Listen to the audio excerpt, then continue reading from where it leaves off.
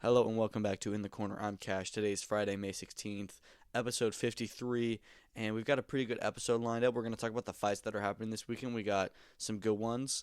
We're going to talk about the press conferences we just had for Jake Paul, Julio, Cesar, Chavez Jr., and the Berlanga, Sheeraz, and Shakur Zepeda press conference, as well as a lot of other interesting news this week. A lot of big fights being talked about, updates to other big fights, and yeah, we've got a whole lot to talk about, so let's just hop right into it. What we're going to start with first is we're going to look ahead to the fights this weekend. We've got four pretty good events, I think, this weekend. Starting with today, actually in just a few hours, we're going to have the next installment of the Misfits Boxing X Series. I know that most people do not like Misfits. I think it's a lot of fun. You get a lot of fun characters in it, and the fights can be pretty fun and funny, and honestly, some of them can be good. This one is again headlined by Darren Till. If you don't know, they had a very, very rough past few months over at Misfits.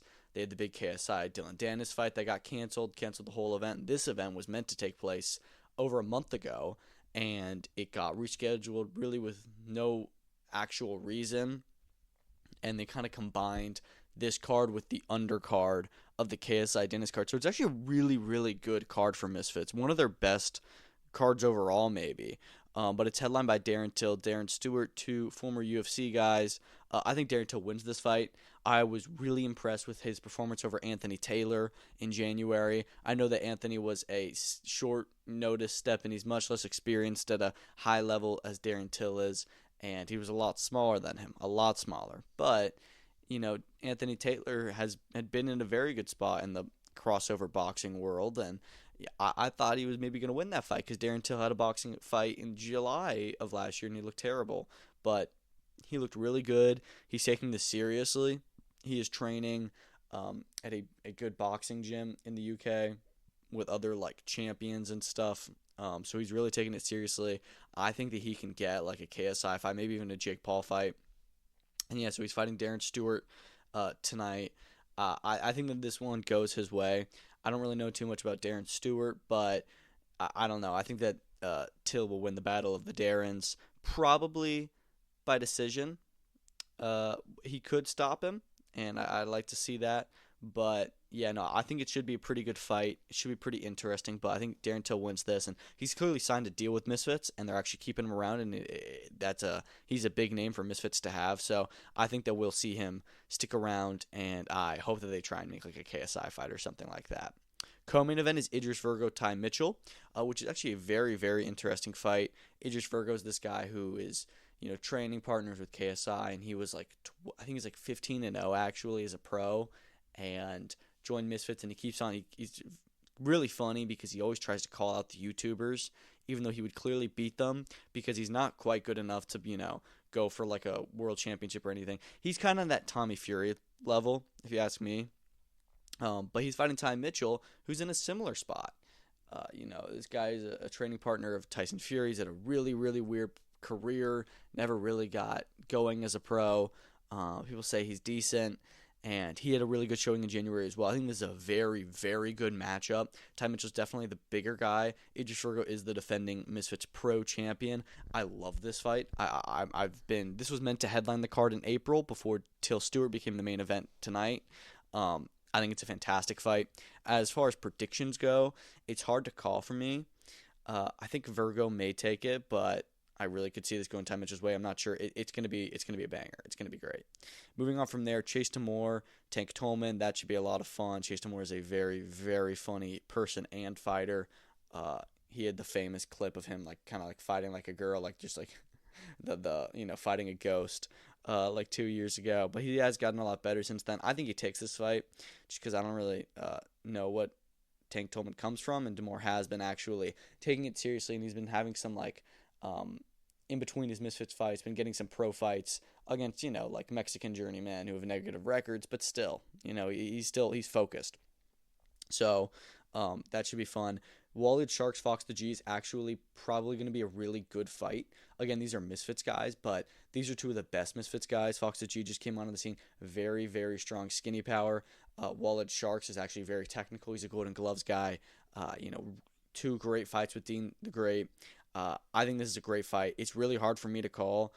I'm a big fan of both. I kind of want to go Fox's way, but I feel like Wally does have the experience, so I'm going to have to sit on the fence on that one. But that is going to be amazing. Wakey Wines versus Modine is going to be the funniest fight you'll ever see. It genuinely, like, it's going to be hilarious. So definitely do not miss that one. I can't wait for it. It's just going to be so funny. Modine tried to kick him at the face-off. Neither of these guys, I don't know if either of you guys have ever been in, like, an actual fight in any way. I know Modine has had a fight on Misfits, but he looks so bad. That will be the funniest fight of the year. It's going to be great. What else? And some other good fights. Oh, and the heavyweight survivor tag. The heavyweight survivor tag is going to be great. It's going to be super funny. I think that Tempo Arts is going to win it. Nobody else in there is that good, but I think it's going to be really interesting. They changed the rules around where essentially, once you get into the later rounds, somebody's going to get eliminated each round. So when you get into the final round, I think it's 5 rounds or 6 rounds. Whenever you get into that final round, it's just 2 guys in there. So when you go to the scorecards, it's not super confusing and all this stuff. So I like that. There is a certain organized point system for it, which is kind of confusing. But hey, if they've got a method to the madness, let's see it. They did a survivor tag before, and it was a little bit hectic and hard to follow. And I think that this one hopefully is improved, and it's heavyweight, so it should be a lot more fun.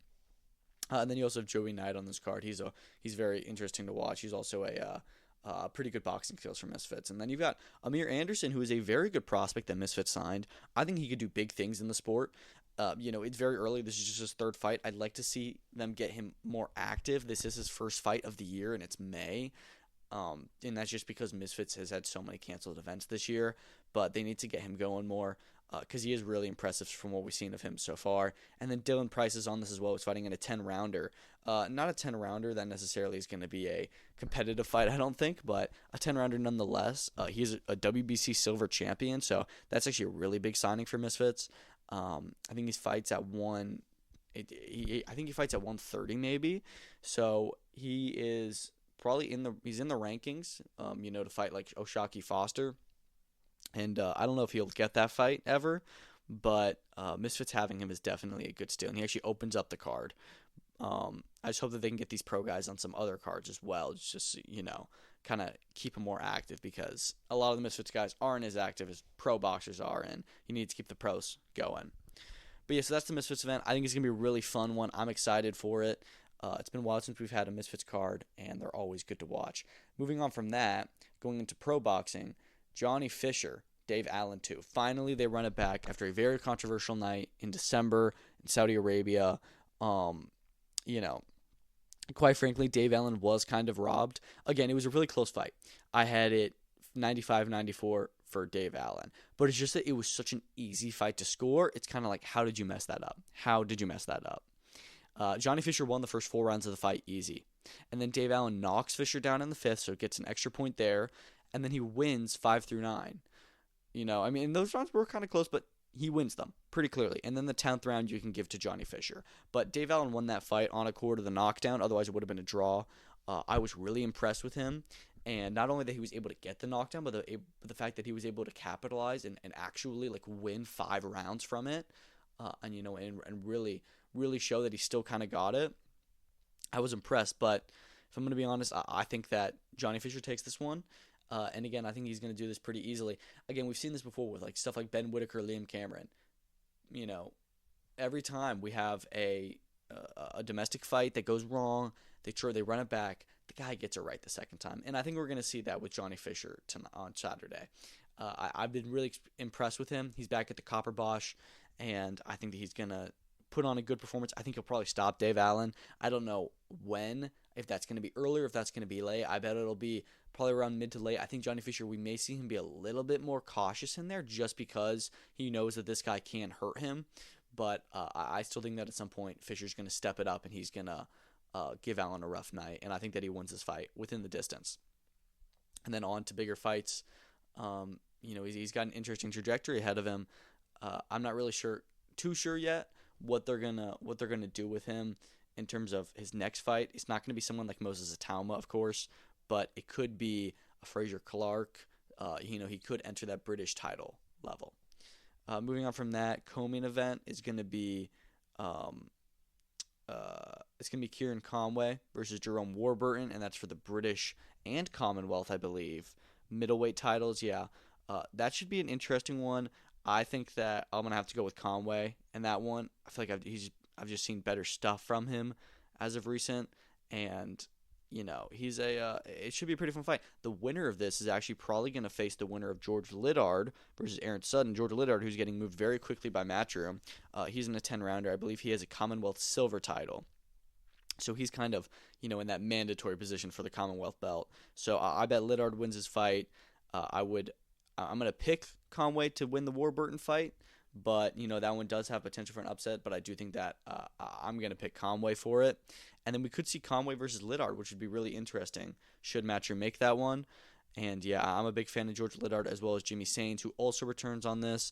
In his first 10-rounder, I think, Jimmy Sains has never been the distance, so he's always fun to watch. He's in a 10-rounder fighting for a Southern Area Championship at middleweight. Lots of middleweights on this card, but that is the marquee division in British boxing outside maybe heavyweight.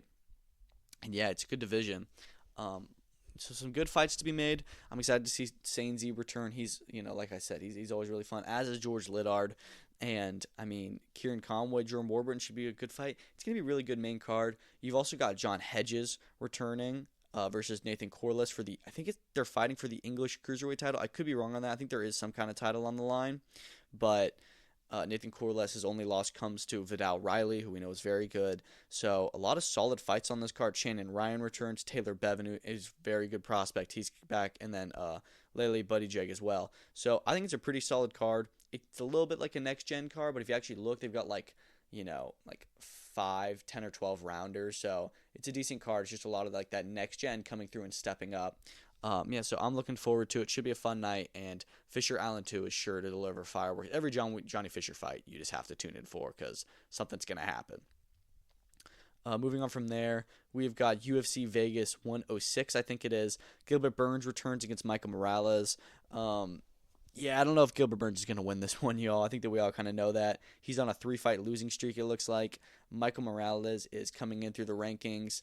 I don't know how much Gilbert Burns really has left. I don't want to be like that, but we just have to be honest.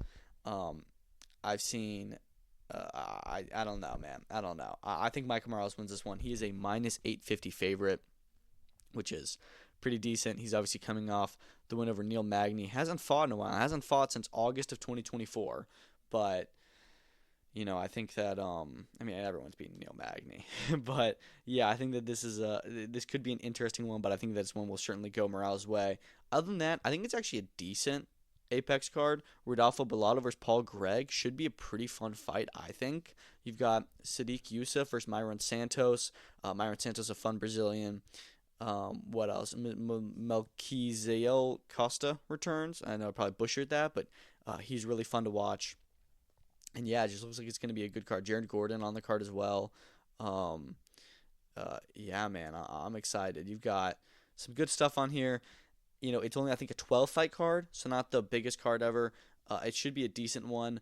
And, we've had a really big stretch from the UFC over the last few weeks, so it's okay to have an Apex card this week, a break next week, an Apex card the week after that. But when June 7th comes along, we're going to really be feeling that UFC urge to get that itch to get like the big fights back, and we're going to get it with Sean O'Malley challenging Merab for the title again. So that should be fun. Other card on Saturday, the only other one this weekend, over in California at the Commerce Casino, Sergey Boachuk returns against Michael Fox. This is not the best fight for Boachuk. He is top 10, even top 5, 154 pounds, which is like a stacked division. I think he's like number 1 with the WBC, so he's really close to getting a big fight. I want to see him fight the winner of Sebastian Fundora, Tim Tszyu potentially. He could rematch Virgil Ortiz for all I care, although I think that I'd like to see Ortiz with a champion next. This fight is a little bit pointless to me. I think that he wins this one inside the distance. We know Boachuk is a KO machine. And, I think this is just 360 trying to keep him busy. And he is the biggest fighter that 360 has. And they probably wanted to do an event with him to capitalize while he is in the prime of his career and stardom. Because he's been getting a lot of other fights. He was on a PBC card, a Golden Boy card, a Riyadh season card. They want to get him on their cards a little bit. And so I think they're just getting him a nice little kind of not a gimme fight, but a stay busy fight. And yeah, I think that he wins this one. Omar Trinidad returns as well against Alexander Espinoza, which should be a decent fight, one that I expect him to win as well. He's really up there at featherweight. I think he's top 10 rated by the Ring magazine, so he's close to a big fight. He's pretty highly ranked with the WBC. Champion there is, of course, Stephen Fulton, who could be vacating soon. So he's in that mix. He could be fighting Bruce Carrington. I would actually kind of like to see that fight. But I bet he wins his fight. Mizuki Hiruta returns as well. She's the WBO super flyweight champion. She's in with Carla Marino. She was pretty fun to watch last time out on the last Omar Trinidad card. So yeah, I mean it's a really nice triple header. They've got some other good prospects on the card. Guadalupe Medina is good. Abel Mejia, I remember. So it's a decent card if you ask me. I do think that the main card starts at like 10:30 on Fight Pass I saw, which is way too late. I know that they're trying to move it around UFC so they don't clash with it because they are a secondary thing to the UFC on the UFC's app, but I don't know, man. I don't want to stay up super late watching these fights, but I will if I have to because I am a big fan of Boachuk. And I think this will be a decent card. I like seeing the smaller promotions put on stacked events like this. 360 has one this week. GBM has got their big stadium show next week. I like this. I like seeing them showing like, look, we can do stuff too. They've got a Callum Walsh card coming up in June. I'm really excited for. So 360 is making some moves. I think that I like to see them get another big signing soon, and like kind of step up their events because I think they put on like quality fights and quality events, and they have they can have really entertaining events. So. Yeah, excited to see what goes next, and it should be a pretty fun night on Saturday. Some good fights lined up. Let's talk about this week's past action. So we did have Sam Goodman fighting on Wednesday. I wasn't able to watch the fight because No Limit does not have a deal in the U.S. or really anywhere outside of Australia. I didn't really hear anything about it. Nobody talked about this fight whatsoever. It went completely under the radar. That's because he wasn't fighting a big name or anything, and because he's not really in Inoue's radar anymore. People don't really care about him. And that sucks for him.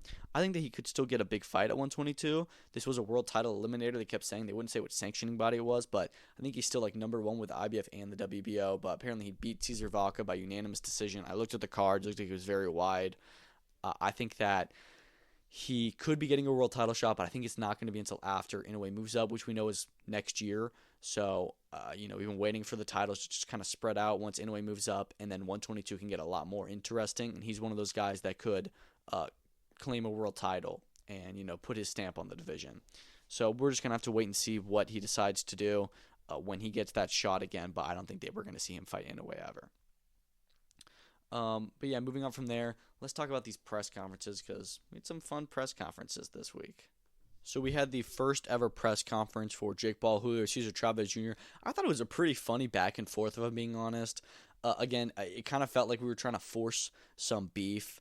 Jake definitely tries to do this with his fights, get some stuff stirring. I know that they don't like each other, and I actually thought that the Chavez were very funny. They're very collected up there. Having Senior up there was really funny. That's something that we've seen with the Eubank Ben fight, that you want to get the dads involved. And he had some funny remarks for Jake Paul.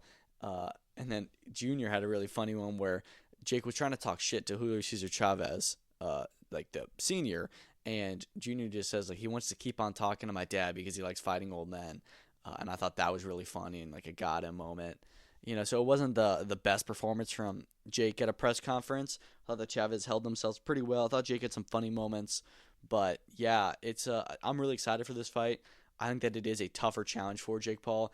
It's on June 28th, the same night as Ilia Topuria Charles Oliveira. So that should be a really, really fun doubleheader. Zurdo Ramirez, Uniel Dorticos was there as well. Didn't really have anything going there in terms of beef or anything. I do think there's potential for Jake Paul's Zurdo Ramirez fight after this. I wouldn't be surprised if they try and do that just for the money. But, I mean, Jake Paul talked about a lot of the other fights he has going. He says he's in negotiations with Tank for November, likely an exhibition fight because you have to because of the huge weight difference in there. That sounds like it's one that's actually potentially could be happening, which is crazy. We did hear that Tank versus Roach 2 is reportedly set for August 16th in Las Vegas. The PBC or TGB, they put a hold on the T-Mobile Arena, and Mike Coppinger is reporting that it's ready to go. We were hearing the fight was going to be June 21st. That's clearly not happening anymore because that's just about a month away. But August 16th seems a lot more likely, 5 months after the first fight, and Tank could still get another fight at the end of the year. I think Tank wins the rematch, But I'm really excited because I thought the first fight was great. It was so shocking that it was a draw. In the knockdown, all of it. It was just a fantastic fight, and just like all like the not just a fight in the fight itself, but everything surrounding the fight, all the controversy, all the fallout, the decision. Yeah, I'm excited to see this rematch. But Jake also says that an Usyk MMA fight is in actual discussions. It's just so weird that we're doing that. We know PFL is wanting to do a big fight with Jake for MMA.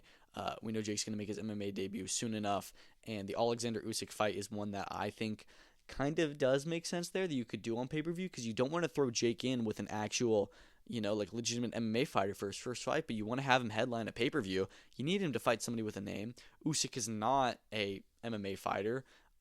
You'd still favor him in the fight just because he's, probably the greatest boxer right now. So it should be an interesting one, man. I doubt it happens. I doubt that a lot of this stuff happens, but it's just crazy that Jake Paul is in negotiations with like Tank Davis and Anthony Joshua at the same time, while also in discussions with guys like KSI. It's just unbelievable. It's crazy. But they also announced at the press conference that Holly Holm versus Yolanda Vega is going to go down on June 20th. Holly Holm is returning to boxing after like 10 years away. I think more than that. She was in the UFC for a while, of course, but she's now coming back to boxing in a new division at lightweight, which is what she fought at in UFC at 135 pounds. Yolanda Vega is 10-0 and is also being signed by MVP, which kind of makes me think that this is not a fight that I would really put my money on Holly Holm on. She's 43 years old. She's coming in against a 10-0 Mexican. Yolanda Vega was also signed by MVP, which means they also want to put stock in her and have her around. Holly Holm was obviously the star in this fight, and she still has potential, still a former world champion. But I think that I'm just calling it now. I think Yolanda Vega is going to win this fight. I think that it's her time. Even though I've never heard of her, I've seen fights in this situation before. It'll be hard to say Holly Holm is is going to get another world title at 43, but prove me wrong, please do. We also had a press conference for the Ring Magazine 3 card, which is confirmed now for the Louis Armstrong Stadium, a tennis stadium. We heard it was rumored. 14,000-seater. I honestly think that looks pretty cool. I do hear that has a retractable roof, which you're going to need because you don't want it to be outside in July. It's going to be very hot. But yeah, Berlanga and Sheeraz had some really interesting heat. Very, very funny back and forth. Hamzah Sheeraz is, very reserved, very respectful, but it's got some wit to him, clearly. Berlanga just wanted to talk some smack. I thought that was pretty funny, saying that he wants a Canelo rematch and talking about, I was talking shit to Canelo in the ring. Yeah, I'm that guy. And I'm like, dude, everybody does that. You're in a fight, of course. And Shakur and Zepeda had a pretty interesting one as well. Shakur is really funny. I think that he's really good with his trash talk. I saw an interview with him and Mike Coppinger where he was just kind of starting off saying, I just want to say that we're here with the worst interviewer and commentator in the business. This is his third take. Just be like, because, he doesn't, if he doesn't like you, he's going to tell you. And I thought that was really funny. I'm excited for these fights. You've got David Morrell, Imam Katayev on the card, which is great. Alberto Puello, Subriel Matias. I know that the last Crescendo was the best card of the year, but this is easily second best, I think. Reito Tsutsumi will make his return as well. He's clearly being a Ring Magazine prospect and seems to be will be appearing on all their shows. So excited to see him come back. I think it's going to be a fantastic night on July 12th. That July is going to be crazy because you got that. The night before you're going to have Katie Taylor, Amanda Serrano 3. And then the next week you're going to have in one day not just Bam Rodriguez versus Shumilele Kafu and Diego Pacheco, Trevor McCumbee. Not just that. Not just UFC 319 with Max Holloway versus Dustin Poirier 3. Not just that. Not just Manny Pacquiao making his return to the ring against Mario Barrios with Sebastian Fundora versus Tim Tszyu 2. Not just that, but also the Undisputed Heavyweight Championship at Wembley Stadium with Alexander Usyk and Daniel Dubois 2. July 19th is going to be the craziest day of boxing, like maybe ever. It's going to be a lot, so that should be interesting. I'm excited. July looks like it's going to be fun. But, yeah, moving on from that, McGregor has tweeted at UFC saying he wants to come back. I don't even care at this point, dude. He said, so much stuff about wanting to go to UFC, wanting to go to BKFC, wanting to go to boxing, wanting to go to WWE for all I care. I don't even know what's going on with him. I genuinely do not know if we'll ever see him fight again. He's also said he wants to retire a month ago, so who even knows? But it's getting to the point where I'm like, can we just stop talking about him? Turkey revealed when he called into the press conference some plans. He talked about a Latino night in Mexico. He talked about a card in October, a card in August, a card in December. We know they want to do an Inoue fight over there. And then he also said that Boots and Teofimo are in negotiations for Riyadh in August. And there's an actual report. Giasov would be taking another step aside. As we know, Ennis versus Shakur Giasov has been ordered. A fight that is not too, interesting, but is a fight that Giasov does deserve. And I wouldn't be mad if Boots did that in the meantime. But it seems like we're going to get a big fight with him next. I would love to see the Teofimo Lopez fight. That'd be crazy. And, if they can get Giasov to do another step aside, which I'd be surprised if he did because he's taken so many already. He's been mandatory for like 2 years. Fine. Because we don't want Boots to win his world titles, become a unified champion, and then immediately lose the WBA belt. So I'd like to see him keep them, fight Teofimo, and then fight Giasov after. But yeah, man, it's an interesting one. We know that fight's been talked about for a while. We know Teo wants to move up to 147, and now is the time to do it. So let's do it, man. I'm excited, and yeah, it should be that should be a great fight. I hope that they can get it done. We know Boots has had big fights in the pipeline before, and they fall through, but that is a true 50-50 fight, and one of the best fights to be made in boxing. It would be tremendous. Savannah Marshall versus Shakur Green is apparently agreed for the IBF and WBO and Ring Magazine Super Middleweight Unification fight on July 11th. So another huge fight is being added to this Taylor Serrano 3 undercard. It's going to be, oh my gosh, they're going to have so many unified championships on it. It's going to be crazy. I think that this would make the 5th unified world championship. It's crazy. I can't wait. Savannah Marshall did just sign with MVP. This makes sense. Shakur Green is with them as well. So this only makes sense to do a big fight for both and do it on that card. They're the same division. It makes a lot of sense, and it'll probably get announced pretty soon because that is a banger. Jack Catterall and Harlem Eubank are finalizing a deal for July 5th at the AO Arena. It looks like Jack Catterall may be moving up to welterweight for this Harlem Eubank fight. He may even stay there because we know the Josh Taylor trilogy is of potential again. And I get it. Josh Taylor just had a loss to Arnold Barboza. He wants to kind of get back on track, take a fight that's not too hard, but has some notoriety to it. The Eubank name is hot right now. Harlem Eubank is coming off a great performance, but this is a fight that Jack Catterall easily wins, I think. I think that he's much on a different level than a guy like Harlem Eubank, but you know what? It could be a fun build up, and it'll give Catterall a good win to get back in. I'm okay with it. I think there's better fights for Jack Catterall. I think that there's more reasonable fights for Harlem Eubank, but why not? Let's do it. Not too far away either. The WBO has denied Callum Smith's request to fight Dimitri Bivol. It's odd that he would make that request when he knows that Bivol and Beterbiev are going to be fighting next, and that Benavidez is just waiting there. I think he clearly would rather fight Bivol than Benavidez, and I don't really blame him for that, just because Benavidez is so dangerous, even though I think that Bivol beats Benavidez maybe. It's just that Benavidez is, a monster. And Callum Smith wants the world title, the unified world title, and he is the interim champion. So it's no surprise that WBO denied this request, of course, but it is a little bit surprising that he tried to make this request. And I'm interested what happens next. We know that Eddie Hearn said that Anthony Yarde has not been actually discussed. Benavidez has been discussed, as has a headline fight in Liverpool, which I guess you could do Anthony Yarde there.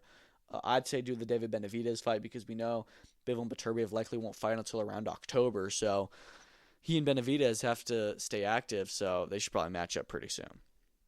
The Canelo versus Crawford press conference will be in Riyadh in June. And, it's going to be interesting to see them talk. I wonder if any beef is going to get started. I want to hear what the undercard's like. I wonder if Dana White will be there.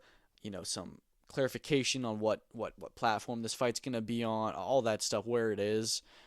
Because just this week we had a lot of odd updates made to it, and it's a lot less certain the setup for this event.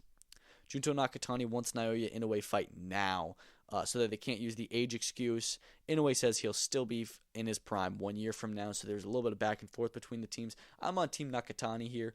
We got to make this fight ASAP. I don't know why they want to wait around and make it. Inoue's about to move up to featherweight, and then there's going to be another division in between them. Nakatani said he can move up to 122 right now to fight Inoue. I don't know why we can't just do that one right now. It makes so much sense, but whatever. And they're saying that they want to fight him now because they're worried that in a year from now, when Inoue's I think 33, that if Nakatani beats him, then Inoue's gonna be like, oh well, I was too old, like I'm not in my prime anymore. They don't want that. They want to beat Inoue in his prime. And Inoue's saying, hold on, I'm gonna be just fine 1 year from now, which is true. I do think Inoue will still be in his prime from now, and I do still think that Inoue wins that fight. But it's by far the most interesting fight for Inoue, maybe ever, right now. Dillian Whyte will return on the Fabio Wardley Justice Hooney undercard. We know that Whyte manages Wardley, so it is interesting that he's back on this undercard, but it seems like we're actually going to have a decent card now. I'm curious who he's going to fight. I'm worried it's going to be another Ebenezer Tete level opposition, which is very disappointing considering he's about to fight Joe Joyce, which was a big name. I don't know. I'd like to see a big fight get booked for him, but just the fact that we have him confirmed for an undercard without an opponent and it's less than a month away is making me think that it's not going to be a very, very like real fight. So who knows? Shar Magomedov versus Marc-Andre Barriault has been added to the UFC Abu Dhabi card on July 26th. We know that Shar Bullet fights on all of these big Middle Eastern cards. No surprise he's on this one. The Barriault fight is really interesting. That's a really good fight. It's cool to see that Shar is still going to get a good fight after his loss to MVP. This is a very competitive fight. It's a good one that I maybe will back Shar in, but I don't know, man. Barriault's coming off a good win. It should be a very, very interesting fight, and I'm excited to see that one. I'm guessing it's the co-main event on that July 26th day. Nonito Donaire is set to return this summer. He's ranked number 5 by the WBA at 118 pounds. Apparently he's going to try and go for another title run. He hasn't fought in, I think, like 2 years. I don't know why he's coming back. I don't know why he really wants to. I think he's come in pretty well to a kind of pundit role, but we'll see. I don't know who he's going to fight this summer. I bet it's going to be a fight that he'll probably win, and then he's going to get into a big fight and he'll probably lose because he is up there. I don't think there's any need for him to come back, but maybe he's still got something left in the tank, and some last juice left to go for another title run. We'll see. Queensberry have won the purse bid for David Adelaide versus Jimmy TKV, to the rematch for the British heavyweight title. Yeah, this is no surprise to me just because I think that I think it was going to be agreed that Queensberry would get the show anyways. I'm guessing Boxer did put a bid in, but Queensberry just beat it, of course. This fight should be on a Queensberry show as they have the bigger shows, and the first one was. Just makes sense. And it could be on its own show, honestly. It was such a big fight what happened last time, and the fight itself was a bit of a stinker. The knockout was great, but it was also a really controversial knockout, so it does need to be run back. Andy Cruz will return on the Hitchens vs. Kambosos cards. Not surprising. I feel like he's always co-main event on a big card. We're hearing he could be against Hirono Minshuru. I think that's his name, who is also highly rated with the IBF at 135 pounds. Apparently, Andy Cruz is going to be in a title eliminator next, and that would obviously put him in to fight Raymond Murtai, which is actually a really interesting fight right now. I'd like to see that one should Andy Cruz come out of this next challenge on top, but he's looked really good as a pro, and I'm excited for that return. Ryan Garner versus Reece Bellotti for the EBU, European, British, and Commonwealth title is set to be announced for Bournemouth on July 26th. That's a good fight, man. That's a really good fight. Them kind of unifying these British and European and Commonwealth titles. Two very good fighters at 130 pounds right now in the UK. Garner's hometown in Bournemouth. This is going to be a Queensberry show. Just a little bit over 2 months out. I like that fight a lot. It's one I'd probably favor Garner, but Bellotti has been on a very good run as of recent, so I really do love that fight. I'm looking forward to that a lot. What else? Okay, and then lastly, Brandon Lee, the 29-0 prospect, I think he's at 140, will be returning finally versus Elias Damian Araujo on June 21st in Newark. Araujo is 22-5. So, not like just a journeyman, but a winnable fight for Brandon Lee. I don't know what has been going on with him. He's been so inactive the last few years when, this is his 30th fight and he's never been like a real fight of substance. He's signed by Queensberry, even though he's from America. He's only been on one of their shows since being signed, and that was like over a year ago. It's just really weird what's been going on with him, but glad he's, getting active and he's back on this Top Rank show in Brick City. I don't know, man. I just really hope he can get active and get going because he's had way too much inactivity in his career, and we got to fix that. We got to get back on track, get the big fights going, get any fights going, And yeah, I don't really know what's going on. Other than that, I did just see that the IBF has ordered a super middleweight final eliminator between Osles Iglesias and Vladimir Shishkin. This is not surprising. We know the IBF has been trying to get in the final eliminator fight at 168 for a while. Shishkin was supposed to fight William Skull. Should they, after William Skull had a one defense, they were gonna do the rematch then. But obviously Skull's one defense was against Canelo and he lost. But yeah, it's gonna be Shishkin versus Iglesias, who I believe are the top two guys that won at 168 for the IBF.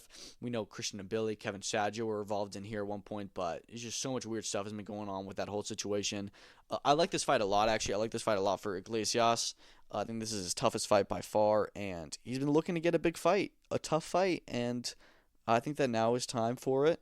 I think this is a good fight, and I think it's one that I would favor him in, and yeah, I hope they can get it done between Eye of the Tiger and Salida. I know they've worked together before, and I don't know, I really do like this fight, and yeah, let's see it get made. But that's all I've got for today. Thank you so much for listening. I'll do another episode on Sunday or Monday breaking down the weekend's action. It's going to be a good weekend. Not as busy as the last few weeks have been, which I honestly appreciate, just because last weekend we had so many events it was hard to follow. This weekend you've just got a few. Nothing too crazy, but some good stuff like Johnny Fisher, Dave Allen. And yeah, thank you so much for listening, and peace out.